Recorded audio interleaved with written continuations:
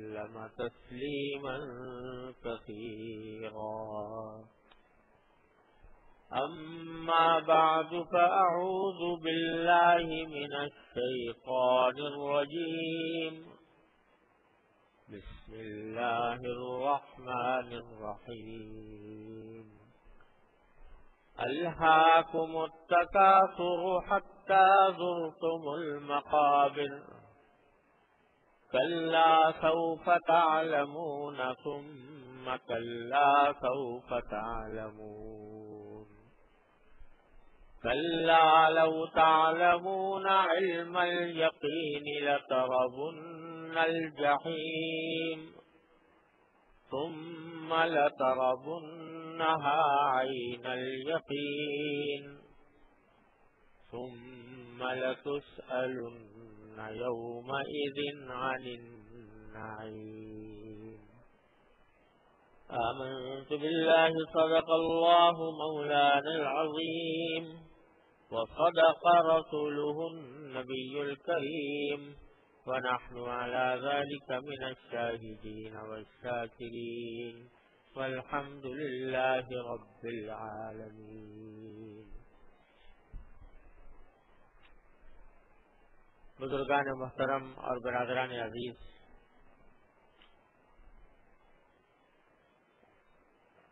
پچھلے 2-3 جمعے میں میری حاضری نہیں ہو سکی، کچھ سفر کی وجہ سے، کچھ بیماری کی وجہ سے. اس سے پہلے یہ سورہ تکاثر کا بیان میں نے شروع کیا تھا، جو میں نے ابھی آپ کے سامنے تلاوت کی ہے. یہ ان صورتوں میں سے ہے کہ جو عام طور سے مسلمانوں کو یاد بھی ہوتی ہیں اور نمازوں میں بھی بکثرت پڑھی جاتی ہیں. اس سورت کا ترجمہ یہ ہے کہ الہاکم التکاثر حتی زرتم المقابر. کہ تمام انسانوں سے خطاب ہو رہا ہے کہ انسانوں، تمہیں ایک دوسرے سے بڑھ چڑھ کر نفع حاصل کرنے کی فکر نے غافل بنایا ہوا ہے، یہاں تک کہ اسی حالت میں تم قبرستان تک پہنچ جاتے ہو. یعنی آئے تو تھے دنیا میں اس لیے تاکہ اللہ تبارک و تعالیٰ کے احکام کے مطابق زندگی بسر کرو، اس کی بندگی کرو، اس کی عبادت کرو، گناہوں سے بچو، نیکی کے کام کرو. لیکن مال و دولت کے حصول کی دوڑ میں لگ کر اپنے اس مقصد سے تم غافل ہو گئے ہو اور دن رات ایک ہی سوچ، ایک ہی فکر دل و دماغ پر مسلط رہتی ہے کہ کس طرح میں زیادہ پیسے کما لوں، کس طرح میں زیادہ سے زیادہ مزہ اڑا لوں، کس طرح میں زیادہ سے زیادہ عیش حاصل کر لوں. اس فکر میں لگے ہوئے ہو اور جو آنے کا اصل مقصد تھا اس کو بھول جاتے ہو، یہاں تک کہ قبرستان میں پہنچے. اور قبرستان میں جب پہنچ گئے تو اس کے بعد حسرت ہوتی ہے. حسرت یہ ہوتی ہے کہ اتنی لمبی چوڑی عمر اللہ نے دی تھی، اگر ہم چاہتے تو اس میں اپنے لیے آخرت کا ایک بہت بڑا ذخیرہ تیار کر لیتے، نیکیوں کا ڈھیر لگا لیتے، لیکن ہم نے اپنے زندگی کے اوقات غفلت میں ضائع کر دیے. اس وقت حسرت ہوگی، لیکن وہ حسرت کا فائدہ کوئی نہیں، کیونکہ عمل کا وقت گزر چکا ہوگا. جو کچھ عمل ہے وہ تو اس زندگی میں ہے. جب موت آ گئی آخرت برزخ کا عالم سامنے آ گیا، آخرت کا عالم سامنے آ گیا تو کوئی عمل کا پھر راستہ بند، اس لیے حسرت ہوگی۔ تو فرمایا اس وقت تم غفلت میں زندگی گزار رہے ہو، صبح سے شام ہو جاتی ہے، شام سے صبح ہو جاتی ہے، اور بعض اوقات اگر خیال آتا بھی ہے مرنے کا یا مرنے کے بعد کی زندگی کا یا اپنے آپ کو کچھ بہتر بنانے کا، اصلاح کرنے کا، تو دل چلاتا رہتا ہے کہ اچھا بھائی کل سے شروع کر دیں گے، پرسوں سے کر دیں گے، ابھی تو عمر پڑی ہوئی ہے، ابھی تو جوانی ہے، جوانی کے اندر سبھی کچھ ہوتا ہے، اب جب بڑھاپا آئے گا، مرنے کے قریب پہنچیں گے تو دیکھ لیں گے، اس وقت کچھ حالات کی اصلاح کرنے کی کوشش کر لیں گے۔ تو اس طرح کا دھوکہ شیطان دیتا ہے، حالانکہ کوئی گارنٹی لے کر آیا ہے کہ بڑھاپے تک رہے گا، زندہ رہے گا، کسی کے پاس گارنٹی نہیں، لیکن شیطان اور نفس انسان کو بہکاتے رہتے ہیں اور غفلت میں مبتلا رہتے ہیں۔ مرنے کے بعد حسرت ہوتی ہے، حتی زرتم المقابر۔ تو باری تعالیٰ فرماتے ہیں کلا، ہرگز ایسا نہیں کرنا چاہیے، سوف تعلمون، ان قریب وہ وقت آنے والا ہے جب تمہیں سب کچھ پتہ چل جائے گا۔ پتہ وہ چلے گا جب قبر میں پہنچ گئے، تو قبر میں پہنچنے کے بعد حسرت ہوگی، اور اس وقت ایک ایک نیکی کو انسان ترسے گا کہ کاش یہ نیکی کر لی ہوتی، کاش اس نیکی کا ثواب حاصل کر لیا ہوتا، اس وقت ترسے گا۔ میرے والد ماجد حضرت مولانا مفتی محمد شفیع صاحب قدس اللہ تعالیٰ سرہ نے ایک نظم کہی ہے جو در حقیقت حضرت علی کرم اللہ وجہہ کے ایک کلام سے ماخوذ ہے۔ حضرت علی نے ایک موقع پر یہی بات فرمائی تھی کہ جب انسان مر جاتا ہے تو مرنے کے بعد وہ نیکیوں کو ترستا ہے، اور اگر کوئی آدمی اس قبر کے پاس سے گزرتا ہے تو گزرتے ہوئے وہ زبان حال سے فریاد کرتا ہے، فریاد یہ کرتا ہے کہ تھوڑا سا مجھے بھی فاتحہ پڑھتے جاؤ، میرے اوپر بھی ایصال ثواب کرتے جاؤ، ایک تو یہ فریاد کرتا ہے، اور ایک زبان حال سے یہ نصیحت کرتا ہے کہ میں نے تو اپنا وقت گزار لیا اور میں قبر کے کنارے، قبر کے اندر پہنچ گیا، اب میرے پاس عمل کا کوئی راستہ نہ رہا، لیکن تم خدا کے لیے ابھی زندگی کی نعمت سے بہرور ہو، لہذا اپنے اوقات زندگی کو صحیح مصرف میں خرچ کرنے کی کوشش کرو۔ یہ خلاصہ ہے حضرت علی رضی اللہ عنہ کے کلام کا۔ تو میرے والد رحمۃ اللہ علیہ نے بڑی ایک عجیب مؤثر نظم کہی ہے جس کا نام ہے مقبرے کی آواز۔ مقبرے کی آواز یعنی ہر مقبرہ جہاں قبر ہے وہ گزرنے والوں کو آواز دیتا ہے کہ مقبرے میں گزرنے والے سن، خیر ہم پر گزرنے والے سن، ہم بھی ایک دن زمین پہ چلتے تھے، باتوں باتوں میں ہم مچلتے تھے۔ وہ اپنی زندگی کا حوالہ دے کر اس سے خطاب کرتا ہے گزرنے والے کو کہ ہم بھی اسی طرح تمہاری طرح بے فکر ہو کر، آزاد ہو کر زندگی گزار رہے تھے، ہم بھی ایک دن زمین پہ چلتے تھے، باتوں باتوں میں ہم مچلتے تھے، یہ سب کیا کرتے تھے، لیکن آج ہم سب کچھ چھوڑ چھاڑ کر جن کی فکر میں، جن کے دھیان میں ہمارے دن رات بسر ہو رہے تھے، ان سب کو چھوڑ کر خیر باد کہہ کر آج ہم اس قبر کے گڑھے میں آ چکے ہیں، اور یہ ترستے ہیں کہ کوئی بندہ خدا آ جائے اور فاتحہ ہم پہ پڑھتا جائے۔ اس بات کے اوپر ترستے ہیں کہ کوئی اللہ کا بندہ آ جائے اور فاتحہ پڑھ کے چلا جائے تو تھوڑی سی ہماری نیکیوں میں اضافہ ہو جائے۔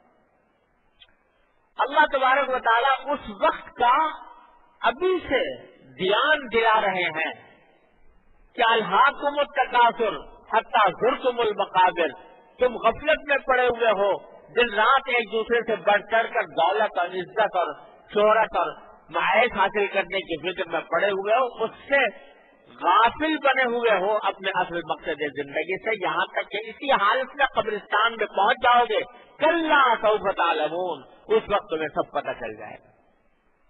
ثم کلا سوف تعلمون، کلا، پھر فرمایا کلا، ہرگز نہیں، ایسا نہیں کرنا چاہیے، لترون الجحیم، ایک وقت آئے گا جب تم اپنی آنکھوں سے جہنم کو دیکھ لو گے، دہکتی ہوئی آگ کو دیکھ لو گے۔ جہنم کا معنی ہے دہکتی ہوئی آگ، یعنی جہنم کی آگ، اس کو آنکھوں سے دیکھ لو گے۔ ایک وقت آئے گا جب دیکھو گے اپنی آنکھوں سے، اور یہ ہر شخص دیکھے گا، مسلمان بھی، کافر بھی، نیک بھی اور بد بھی، ہر ایک کو اللہ تعالیٰ جہنم کا نظارہ کرائیں گے۔ اللہ بچائے، جو کافر ہیں یا بدکار ہیں ان کو تو جہنم کا صرف نظارہ ہی نہیں کرایا جائے گا، ان کو اس میں جھونک بھی دیا جائے گا، اللہ بچائے۔ لیکن جو مسلمان ہیں اور نیک ہیں ان کو بھی نظارہ کس طرح کرایا جائے گا؟ قرآن کریم کہتا ہے ان منکم الا واردھا کان علی ربک حتما مقضیا، تم میں سے کوئی نہیں ہے جو اس جہنم کے اوپر جا کر اترے نہیں، جہنم پر سے گزرنا ہوگا۔ یہ جو پل صراط ہے نا، پل صراط ہر مسلمان جانتا ہے، اس سے گزر کے جانا ہوگا جنت میں۔ یہ پل صراط جہنم کے اوپر ہے، جہنم کے اوپر بنا ہوا ہے وہ پل،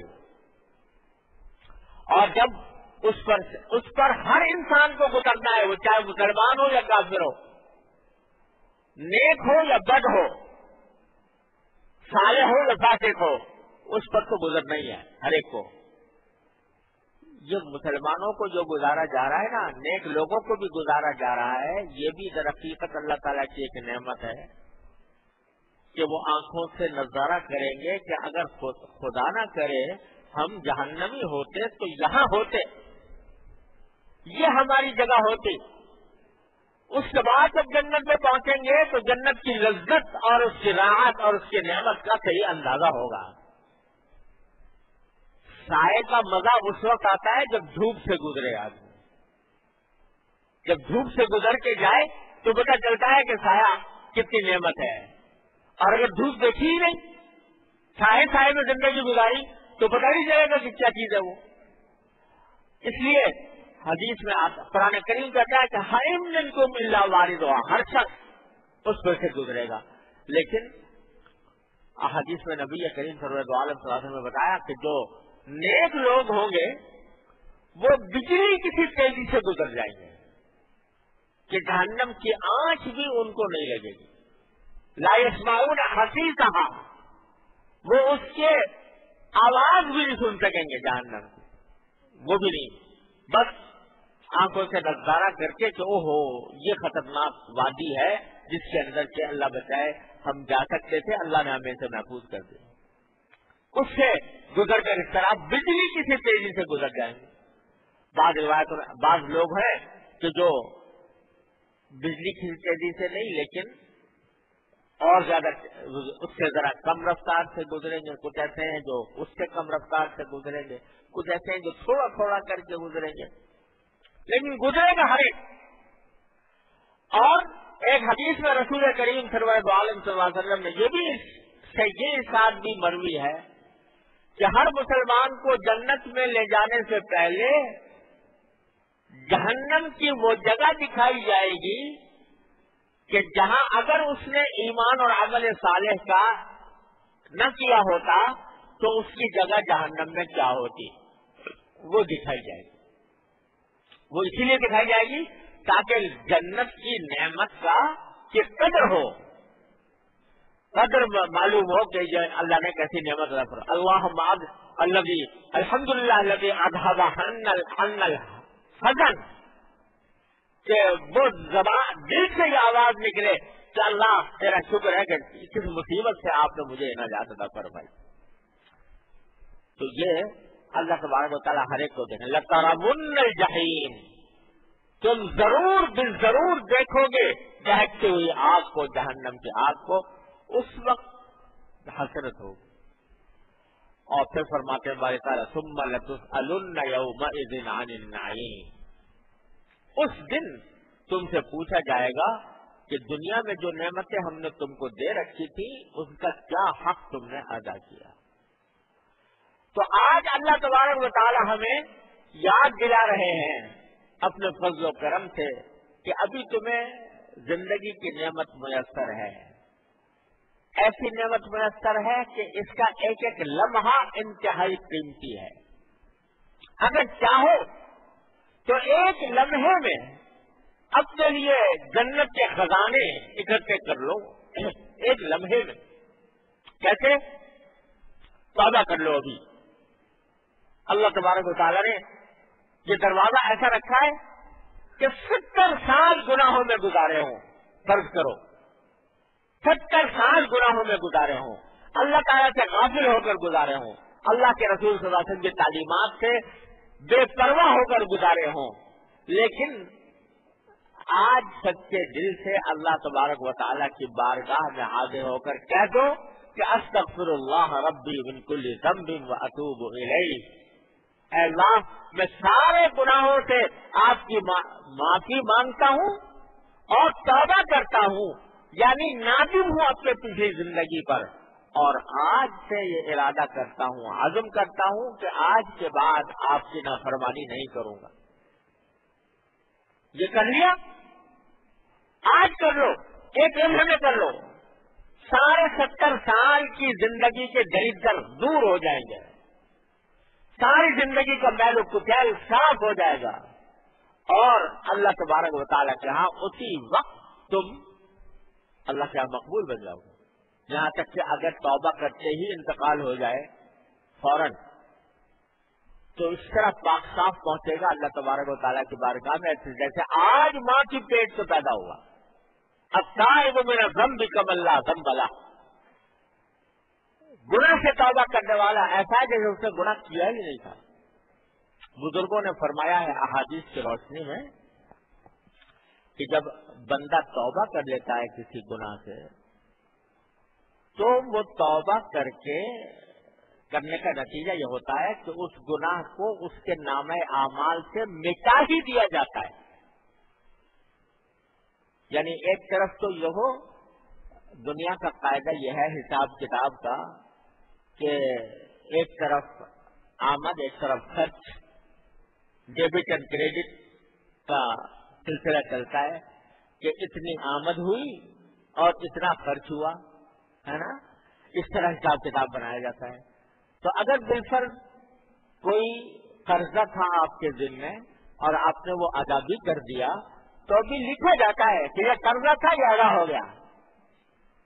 یہ ہوتا ہے.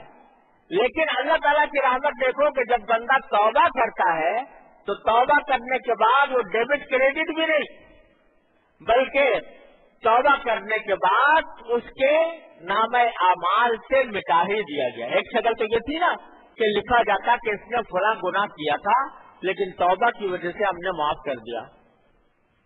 تو یہ بھی صورت ہو سکتی تھی، لیکن نامہ اعمال میں اگر لکھا ہوتا تو اس سے کچھ شرمندگی تو ہوگی نا، کچھ ندامت تو ہوگی. اللہ تعالیٰ جنت میں ندامت بھی نہیں چاہتے، جنت میں شرمندگی بھی نہیں چاہتے، کسی کو رسوائی بھی نہیں چاہتے. لہذا ان کی رحمت یہ ہے کہ جب گناہ کیا اور گناہ کے بعد توبہ کر لی، سچے دل سے توبہ کر لی، اللہ تبارک و تعالیٰ کی بارگاہ میں نامہ اعمال سے مٹا دیا گیا، آئے گا ہی نہیں نامہ اعمال سے. اس لیے اگر آج اس وقت توبہ کر لی کسی نے اور انتقال ہو گیا تو نامہ اعمال صاف ستھرا، بالکل صاف ستھرا، جس میں کوئی داغ نہیں ہوگا، جس میں کوئی دھبا نہیں ہوگا، کسی گناہ کا کوئی ذکر نہیں ہوگا. ایسی چیز بنا دی اللہ نے، توبہ اور استغفار ایسی چیز بنا دی. تو اللہ تبارک و تعالیٰ توجہ یہ دلا رہے ہیں اس سورت کے اندر کہ اے اللہ کے بندو غفلت سے نکلو اور یہ عمر کے لمحات جو ہم نے تمہیں عطا فرمائے ہوئے ہیں، ایک ایک لمحہ بڑا قیمتی ہے.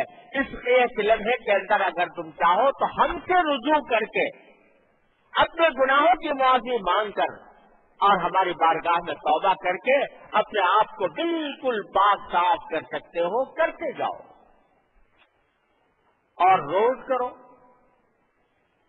حضرت حکیم محمد مولانا تھانوی قدس اللہ تعالیٰ عنہ فرماتے ہیں کہ ہر آدمی کو کم از کم اتنا تو کرنا ہی چاہیے کہ رات کو سونے سے پہلے اللہ تبارک و تعالیٰ کی بارگاہ میں استغفار اور توبہ کر لیا کرے. یا اللہ دن بھر میں جو کچھ مجھ سے غلطیاں ہوئی، جو کچھ مجھ سے گناہ ہوئے، جو کچھ میرے قدم بہکے، اے اللہ میں ان سب کی آپ سے معافی مانگتا ہوں، توبہ کرتا ہوں، اللہ اپنے فضل و کرم سے معاف فرما لے. تو روزانہ یہ کام کرتے رہو تو کیا ہوگا کہ روز انشاءاللہ روز گناہوں کے میل کچیل سے پاک صاف ہوتے جاؤ گے. غفلت دور کرو. یہ بے پرواہی اور بے فکری جس میں زندگی گزار رہے ہو، صبح سے لے کر شام تک خیال بھی نہیں آتا کہ کبھی مرنا ہے.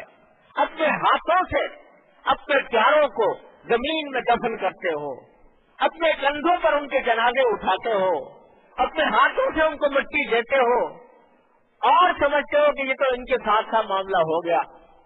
اپنا خیال نہیں آتا تو اپنا بھی خیال کر لیا کرو اور اس خیال کے تحت اپنی غفلت کو دور کر کے اپنی زندگی کو اللہ تبارک و تعالیٰ کے احکام کے مطابق اور نبی کریم سرور دو عالم صلی اللہ علیہ وسلم کی سنت کے مطابق بنانے کی کوشش کرو.